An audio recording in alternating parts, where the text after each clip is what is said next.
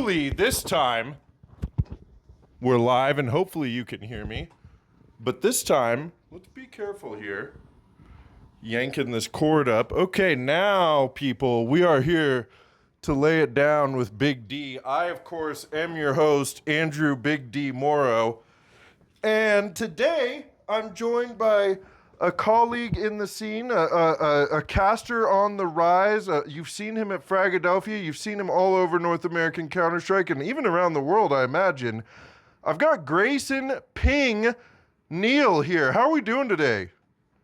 I'm doing great. I'm excited to get a chance to chat with you about all things Counter-Strike, everything, everything in between, the whole story of Counter-Strike. Because I think the most interesting thing to hear about people, especially when I go to these LAN events, is just like hearing people's stories with Counter-Strike.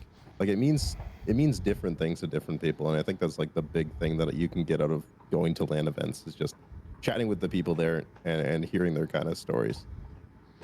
Well, and man, unprompted, we're already promoting LAN. I like that. This is slowly just turning into a LAN promotion podcast because,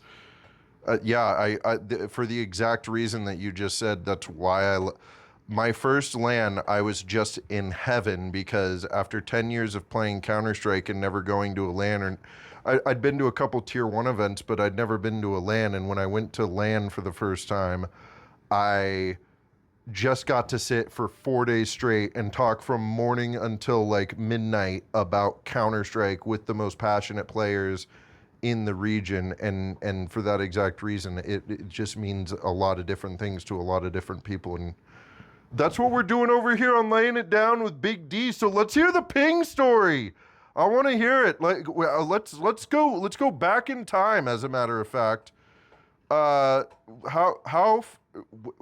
are your earliest memories of playing video games, and how'd they lead you over to Counter-Strike? And then we'll get into some other stuff. But how'd you find Counter-Strike? My dad actually, we owned a computer, and he would always play NASCAR Racing 2003 season.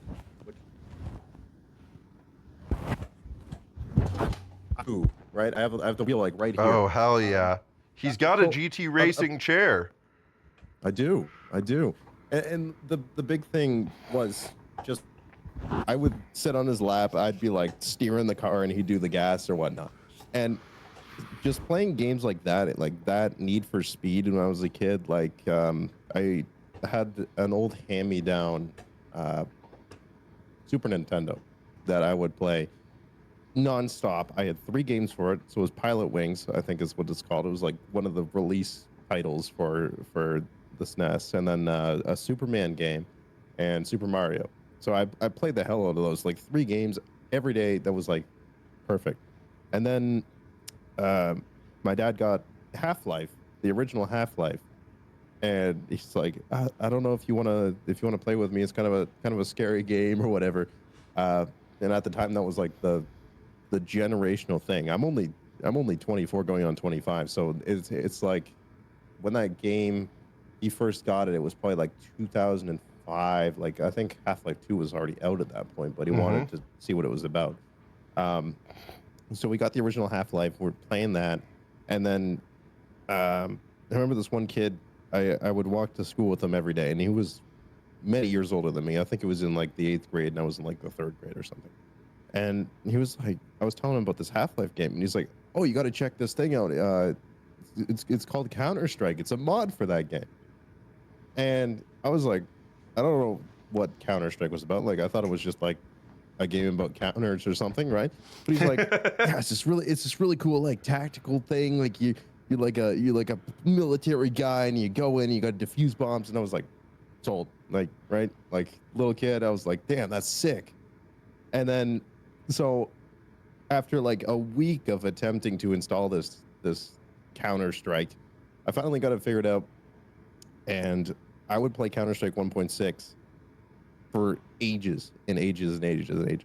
And then when he got around to Half-Life 2 and then Source released, I was more into the Source stuff, which I played Source in 1.6 since I was like 8 years old. So it's been a long time coming with Counter-Strike. And then when I was about 15, I built my first actual computer, and I got CS:GO on that. So 2015, I just got my 10-year coin because that's when I made my own Steam account. Was 2015, and so now, like, it's just been a long time coming. It's like Counter Strike has been in my life for so damn long. So it's kind of why I'm pretty passionate about it. It is like anything that you want it to be, especially like if you look back in the day, like Go, Source, 1.6. It wasn't just like, especially in 1.6 and Source, there was no like matchmaking. You had to kind of make your own fun with that game. There was like all the little side game modes that you can go on. So it wasn't just about like being the counter terrorist killing the bad guys. It was like, you know, you can do like the zombie escape and stuff like that. So there's like tons of stuff in that. I always said it was like kind of like Gary's Mod before Gary's Mod was a thing, because there was just so much to do. And like the earlier days of Counter Strike, it's not as like structured and like you got to go get your premier rating. You know, it would like back then it was more about the fun of the game, and I think that was a big part of it growing up.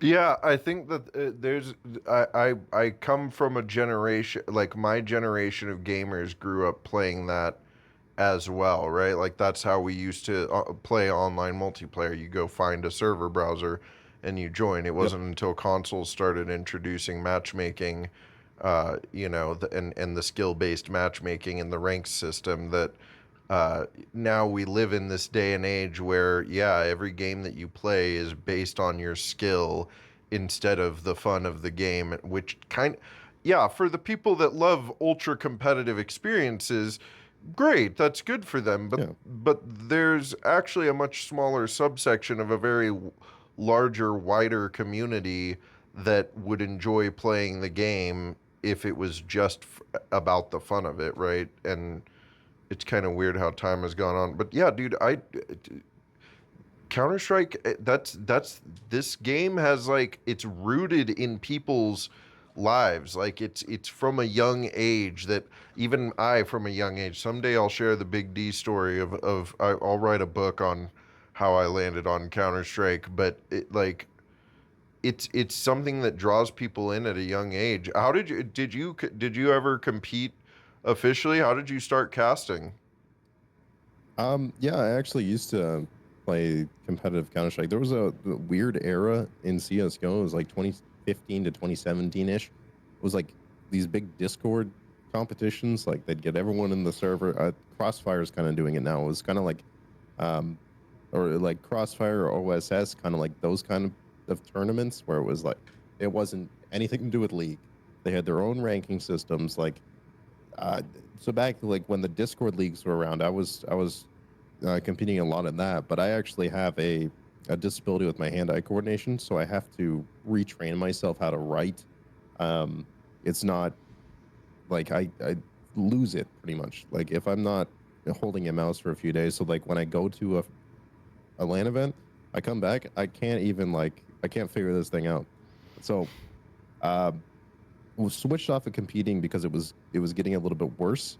And when I was 14, I went through the old puberty, and I've sounded like this since I looked like a little baby, which is really funny because I used to deliver I used to do a paper route, and I'd always like go up to people like, here's your newspaper, ma'am, but I like looked like a tiny little child, right? So I was always told like I was thinking about this the other day. My mother always told me that I had the voice and face for radio, which is really fucked up, mother. But that was kind of like my first foray into it. Was one of those Discord leagues back in the day, which is what kind of why I'm upset that they're not as prevalent as they used to be. Actually, Crossfire before it was Crossfire was EGL, and I was helping out with the first EGL seasons, which were many years ago now. But before that, there was like a Golden League. There's Grazer League. Like there's all these things. It's still on my Wikipedia, I think, from back in the day. And that was like the coolest thing to me was that like, holy shit, like I've been looking at like Wikipedia events forever, and now like my name is on that thing. Like it's just so cool to me. And those Discord competitions, like we still see players that are playing today that were back in the day in some of those competitions. I actually, at one point in time, there was Carbon X Before that, it was Kiwi, which was it used to be retake servers, like a big stretch of retake servers.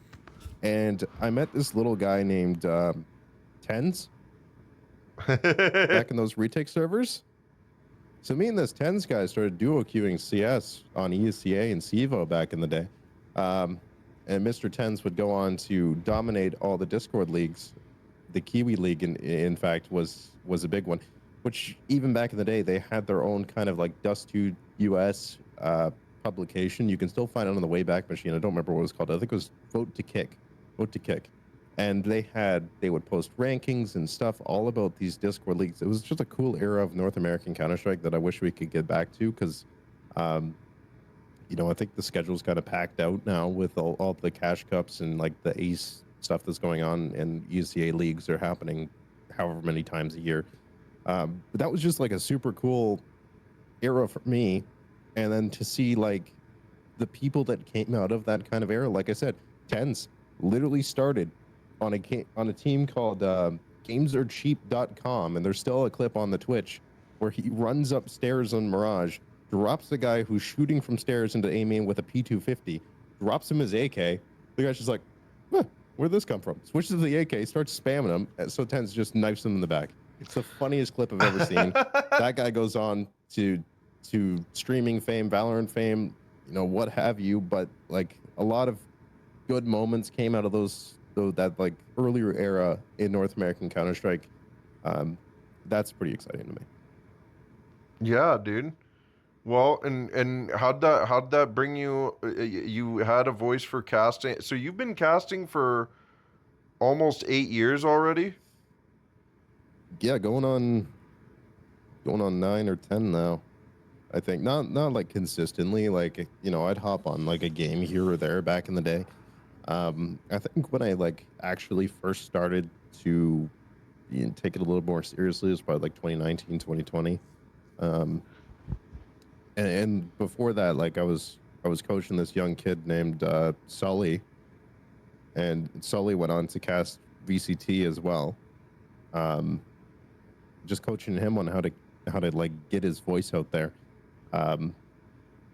So it's been a long time for me that I've been doing this, and I mean I think it's just pretty exciting to look back at where I came from and where I am now. In terms of casting, because it was something that I wouldn't take seriously, but I'd do on the side, and it was like, that was really good. Like, you should actually do that. I'm like, nah, I want to play some more competitive CS for a couple more years, and then I'll just hop on another random caster and like, you should really like take this seriously. Nah, I'll keep playing and bottom fragging every single league match I play in. And then like 2019, 2020, I was like, you know what? I'm done with playing, and I'm gonna just like commit to this casting thing. And ever since then, it's kind of taken off. I've done so many just weird things. Like just last year with Apple CS2, we did a 7TV tournament with names like Jason the Ween, XQC, like all these people, Ohnepixel. We had to just interview all of them. And it was the weirdest thing. It was like, all right, I'm seeing game in Counter-Strike. Now I'm talking to Ohnepixel in like 2 minutes. It's just weird that the like ways that this kind of industry can take you, if you really put your heart into it, you find yourself in just the weirdest situations. You find I think it's really easy to sit and like, like we that are tapped into the internet age right now, we look at these people who have like tens of thousands of viewers, and they're like celebrities in our eyes, that we're like, yeah, wow, they've made it, they're successfully doing a thing that they love, they have tens of thousands of people tuning in to watch them, right?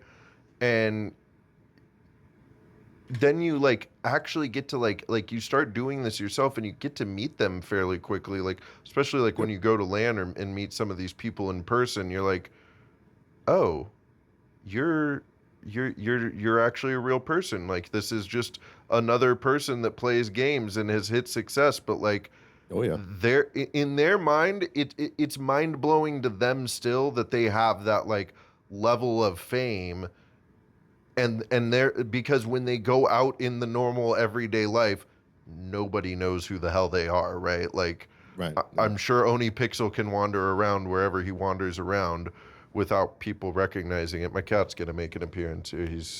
Hello, cat. He's got to be involved. This is Momo here. Anyway, yeah, it is fascinating getting to. I've gotten, like I said, I've gotten to see just a little bit of that going to like LAN and meeting some of these players that I've followed for years or whatever, and I'm like, oh, you're just a dude that really likes Counter-Strike, and No, you're really easy to talk to. I think the weirdest thing to me was the first time that I met Launders. Was he was running an event in Toronto. It was called Frag Fest. It was at this Red Bull facility in Toronto. It was kind of a smaller event. Bring your own PC. Like it was that sort of LAN. And myself and Parks went there. I don't you know Parks, Mr. We Mr. do. Scott Parks. Mr. Scott Parks, we interviewed him for Laying It Down, as a matter of fact. He's alumni here. So Parks and I went to that event, and he had tweeted out, and I think it was a joke, was come to Fragfest, we'll cast it together, right? In response to me saying, do you need casters for this event, right? And he's like, yeah, come on down, we'll cast it together. And I was like, I don't know if he's kidding or not, but like, let's take the chance on this. So yeah. We went down there, and he came out from the back of wherever he was. We were up in like a little seating area. And then he sat down next to us, and then we were like introducing ourselves. It's like, we're casters. You tagged us on Twitter to come cast. And he's like, oh, 100%. Come on back. And so we went back into this like little booth, and so he just sits us down with the headsets. He's there on a third headset, or then he hopped off the headset to record videos of us and like the official casters of Frag Fest. And he's like just sitting in the back, like eating chicken nuggets or something, just watching us do it. And he's just such a down to earth guy. Like it's bizarre, you know, just how like I've been watching him for so long, and then it's just like, oh, he's here right in front of me, and he wants me to do his event for him. Like then I get invited back to his first big LAN event, like the first Launders LAN, to do the casting on a rate. Like that first Fragfest event, I showed up. Scott and I, we sat in that booth for 14 straight hours, nonstop. And he, at the end of it, he's like, "Thank you, because if I had to be doing this, I wouldn't have gotten out to meet anybody." And I think it was kind of like a reflection of when, I don't know if you ever watched it, but the video that I think ESL released about his kind of like life story, he was saying that his first LAN, or his first like casting LAN experience was he slept on the floor in a school or something, like because he was like so committed to just like the dream of getting to get into some of these events. And that was kind of like my first big jump into LAN events. We had done one before, Parks and I, and it's kind of a funny story. Of we actually walked out of that event. So it was in Toronto. We went all the way out there. We had a little motel. Like we were sharing a bed. Like we had to make ends meet there for that event. We were going to get paid $100 to cast this thing. So we went there, and the guy running the event asked me how to run a Counter-Strike server. And I was like, what? Uh-oh. You haven't figured this out by now? What do you mean? And funnily enough, he has now been an admin. The guy that was running that event has now been an admin at every single LAN event I see him. I'm like, Jason. Was it Jace Lee? It was Jace Lee. Yep, Jason. It's not Jason's fault. He got kind of screwed by the guy that he was like a business partner with, because that guy didn't show up to the event until noon. It started at 9. He just rolled in at noon, sat there, and he's like, I'm going out for a cigarette. Okay. Oh, yikes. So, yeah, we walked on that one. So, I think the Fragfest event was my first real jump into LAN Counter-Strike, and then I've been back to the Launders LAN. I've been to the Frag that just happened where I met you, and in between that, I actually had a chance to go back to the college that I used to go to. They were hosting a charity event with the university in in the um, in the city for just like a Freya games. It was a big charity event for Extra Life. So I got to do the Counter Strike thing, and they've invited me back twice now to present the Shoutcaster of the Year award at their esports award ceremony, which is just super cool to me. What an honor, dude. I can understand how exciting that is because I got asked to do the trophy presentation at Frag 19. Like it it it's amazing when you put like your mind to it and just let this work. Like it feels like the people that are genuinely like really passionate about this thing, like about Counter-Strike, get invited back to do more Counter-Strike related things. Mm-hmm. Like it's a really, and let that be an inspiration to you out there, one of you dozen viewers or so. There's not a whole lot of people that watch this, but the people that do, they seem to like it. So talking to you out there, that might be your cue to go, you know, do some work Just in esports, see what's what take a out chance there. at it. Take You a gotta, chance you gotta at like it. put your nose to the grindstone a little bit for the first bit of it. Like honestly, you're not gonna know what you're doing. You'll figure it out. It gets easier. And actually, coming back to that award thing that I was saying, when I was walking, I think I was walking to the bathroom at Frag. This guy that looked really familiar to me goes, "Hey, I didn't know you were here." I'm like, "Yeah, I am." And he's like, "Thanks for the award, by the way." It was the caster. He wasn't at the award ceremony. I think he was back home, but it was one of the casters that I gave the award to at that award ceremony. He was there at Frag playing.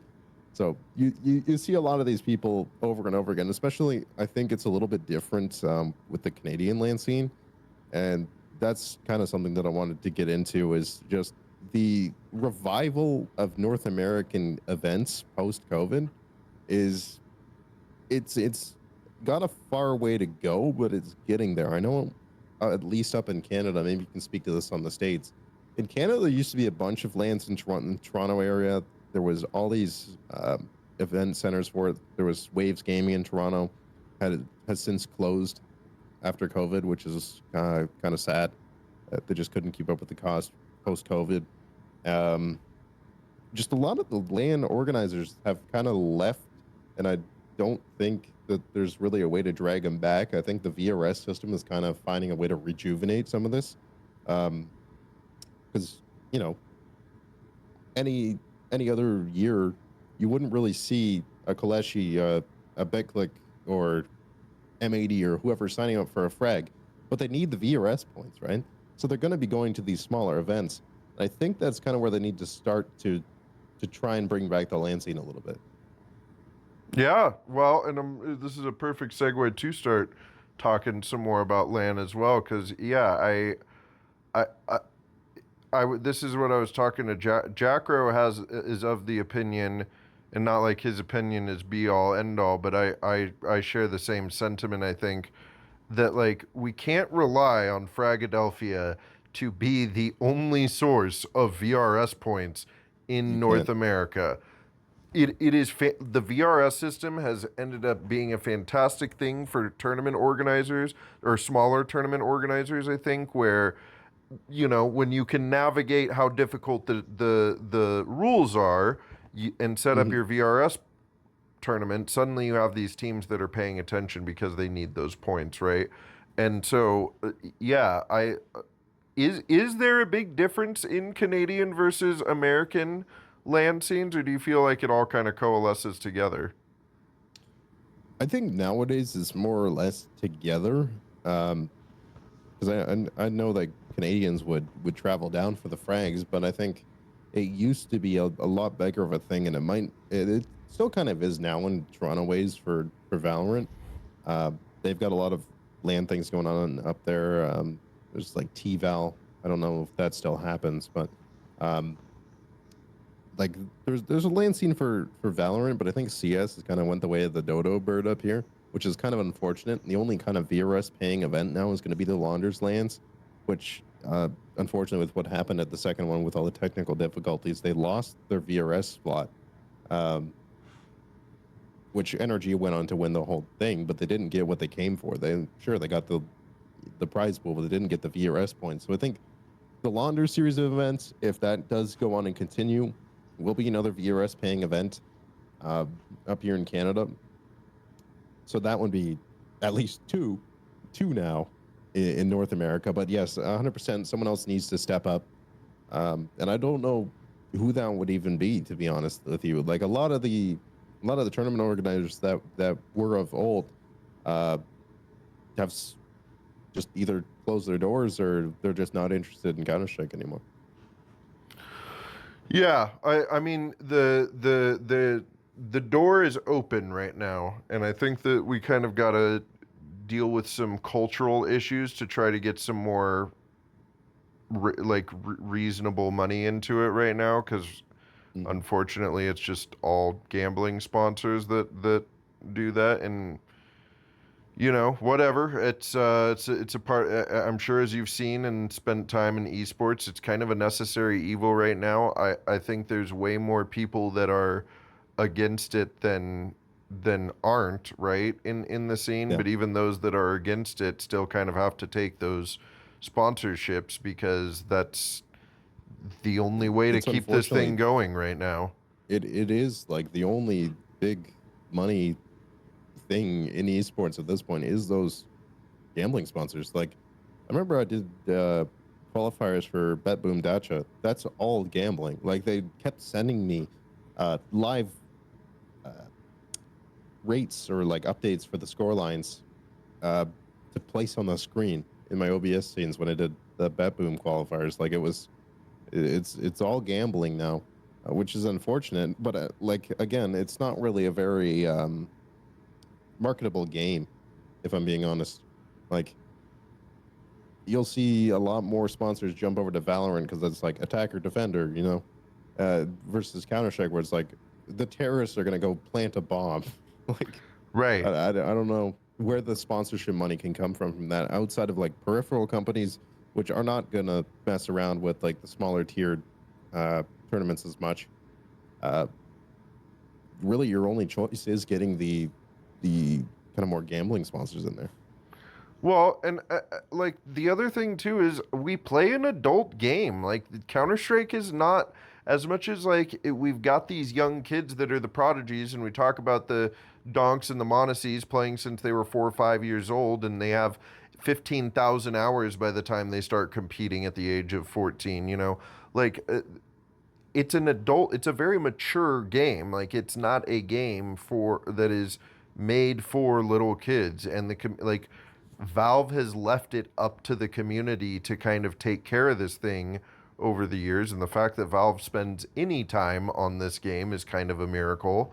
But it's it's been taken care of by a group of people that have been playing it for decades now, right? And so it's going to naturally continue to mature as a game.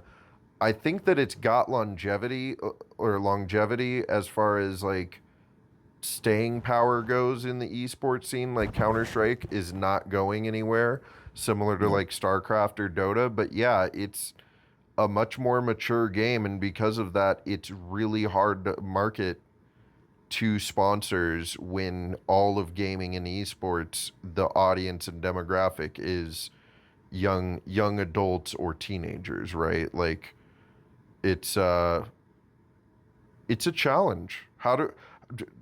Grayson, how do we start getting more people that are in their middle age and elderly age to start watching Counter-Strike and start bringing some viewership, so the sponsors are like, hell yeah. You know any local old I'm folks not sure, homes to because go turn it on in? I think, like, you know, the age of your average Counter-Strike player is not going to go down. So it will eventually get to that point. I think. I sent it to my dad when I was at Frag, and he was like loving it. He didn't understand a damn thing that was going on, but he was absolutely loving it. He's like, at my grandmother's house. It's like, look what your grandson's doing. But I just don't know how to get it out there. That's the big problem for Counter-Strike, because like everybody knows what Counter-Strike is, but you don't really understand it until you're like, there's just so much like deep storylines in the professional scene that like you have to like kind of have your ear to the ground on. Actually, a guy I work with, he's like, I only really watched the majors of Counter-Strike. He was a Halo MLG professional player. Let me add that. So he's like, I only really watched the majors. And I was like, oh, there's a major on now when the Austin major was on. He's like, oh, well, I'll check it out tonight, right? And then the next day he comes in and he's like, since when are Asians good at Counter-Strike? It's like, because the Mongols were in the finals, and he's like, and Nico's on a Falcon. Like, you got a lot of catching up here to do, buddy. Like, it's something you need to pay attention to. I just don't know that there's a good way of marketing it in like you can't really. I mean, you could put it on a billboard, I guess, if you're like in a city that's promoting it for like an event or whatnot. But I think we just need more North American events, like big tier events as well. We just had the major. You got Dallas, which isn't happening next year, so I don't know what they're doing. I think the venue's under construction or something. But I think there needs to be a few more arena events in North America to kind of spur that back on, because when the arena events do come through, they bring people like through word of mouth or just passionate people that travel to these things. Like, those stands are always full for those arena events, because you rarely see what we saw like a decade ago, where it would pan over to the crown shot and it's like 10 rows deep, maybe like 200 people. Now it's like literally you're filling arenas with this. So there's got to be some way that they can find to kind of market it as more of like this big competitive sport, which I think it's gotten better in recent times with esports being more respected. I want to say, not like on the level of like a football game, right? But it's becoming more and more of a normalized thing, which I think is huge. You look at like the venue we were just in for Philadelphia, St. Clair College. They built this $2.5-3 million facility just for esports. Like, it's becoming a big thing. So I think that, once everything gets set in stone, I know up here in Canada, at the very least, a lot of the colleges are building venues for this sort of deal. So I think like it's going to be a bit of a transition period as we wait for everything to just kind of ramp up.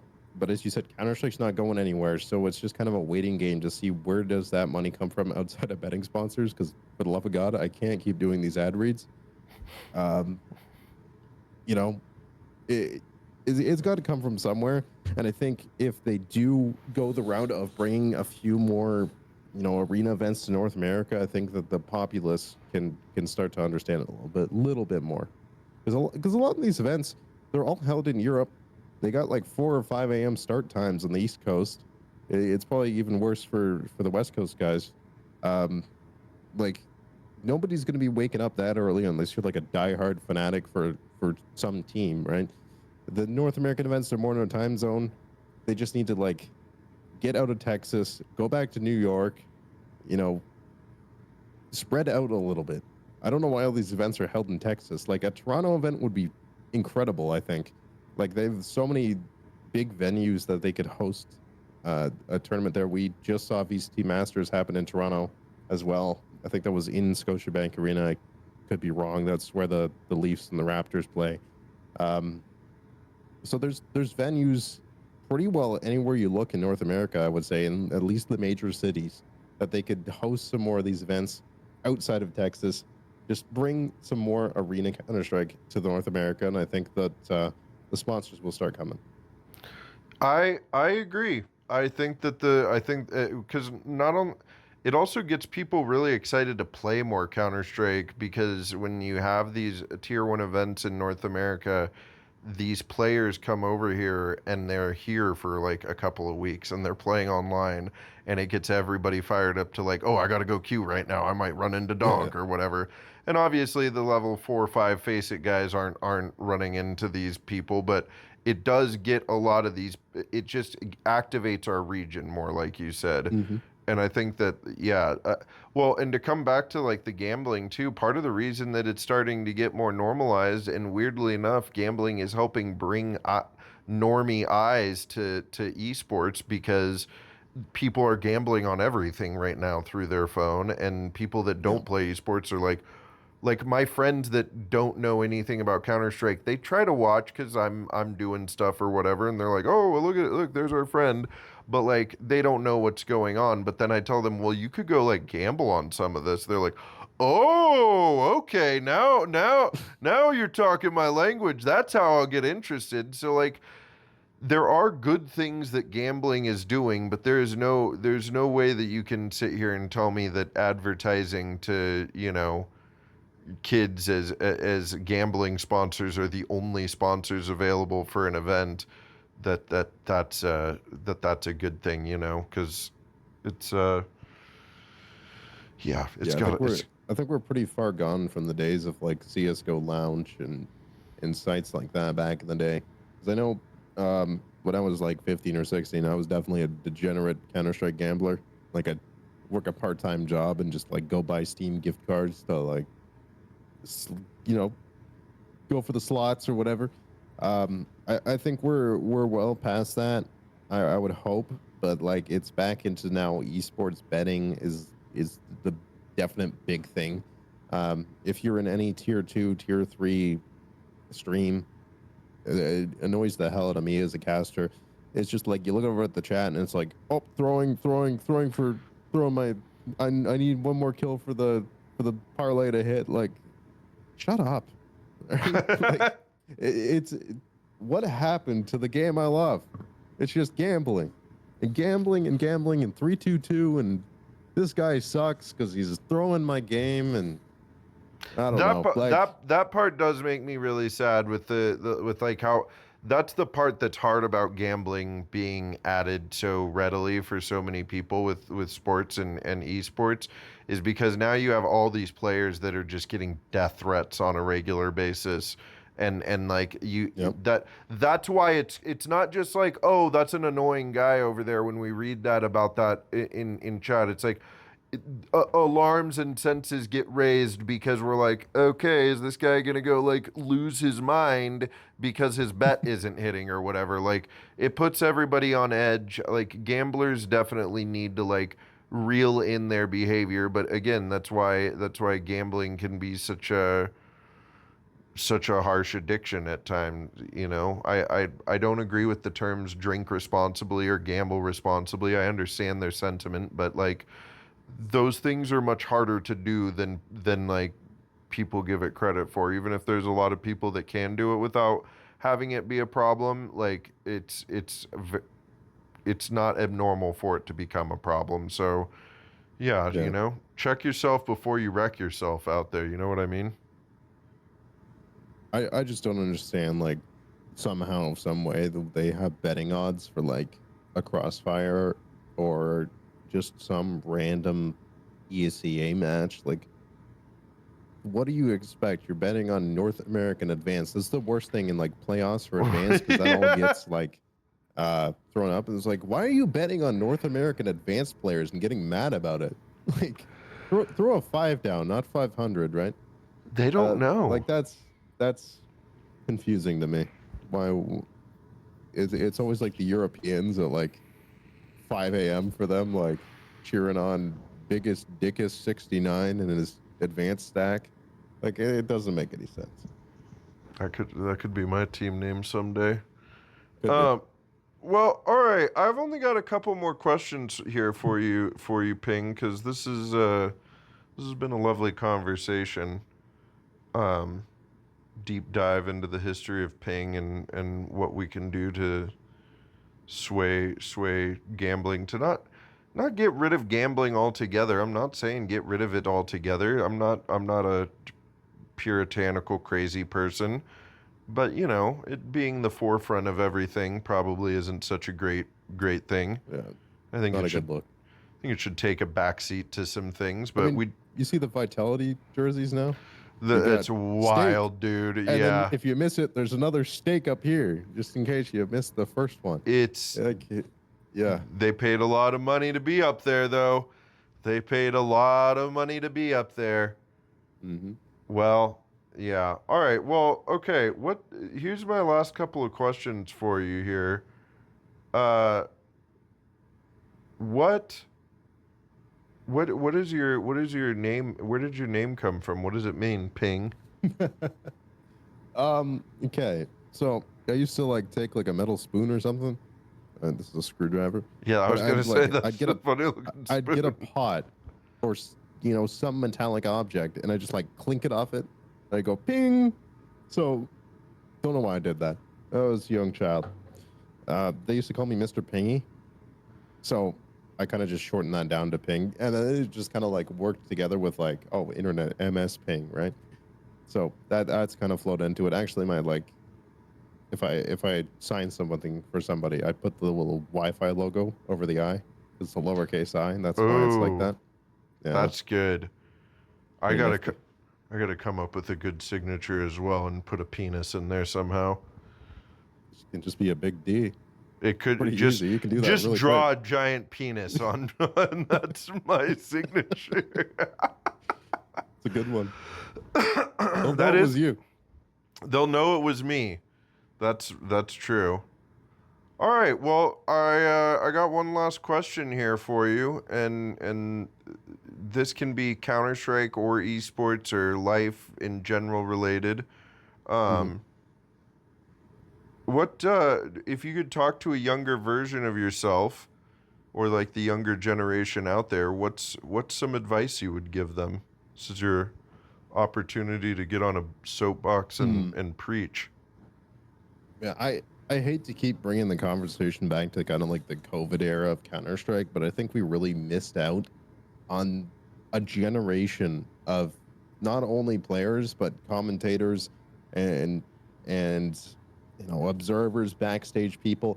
I think we missed like that few year gap of people. So if there's somebody out there that this is starting to interest you, like 100%, take the chance, go for it. Just hop on a mic, go stream your buddy's ESEA match, or just hop on a random game. Like I tell anybody that asks me, how do you get into casting? I'm like, just do it. Just do something. Go literally. You can go on your Twitch channel, talk to absolutely nobody. But if you have something that you can send somebody, be like, here's some of my work. Here's something that I do.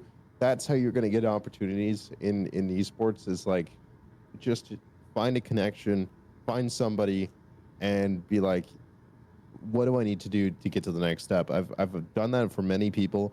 I've kind of started to. I run an organization called Foxtrot. We've tried to reach out to younger casters that don't have any opportunities. We run a very, professional setup because I have many years in production experience. So we do replays, we do pregame show, we do map vetoes. We reach out to younger casters that don't exactly have the opportunities that myself or Apple or the other people involved with that organization would have, and we try to bring it to them as like a here, build your reel, make it look beautiful with everything that we put on for you, and just do the best that you can to bring yourself to that next step. Don't half-ass it. It's not going to get you anywhere. But if you're passionate about anything in esports, doesn't even have to be Counter-Strike. If you're passionate for anything in esports, just go and do it. And I know, at least up here in the Great White North, we are starting to get esports programs in colleges, production. There's literally production programs. There's radio programs that have been converted into how to be a commentator. So, times are changing. There's ways that you can learn, but I think the most important thing is just go out and do it. That's right, folks. All right, Ping.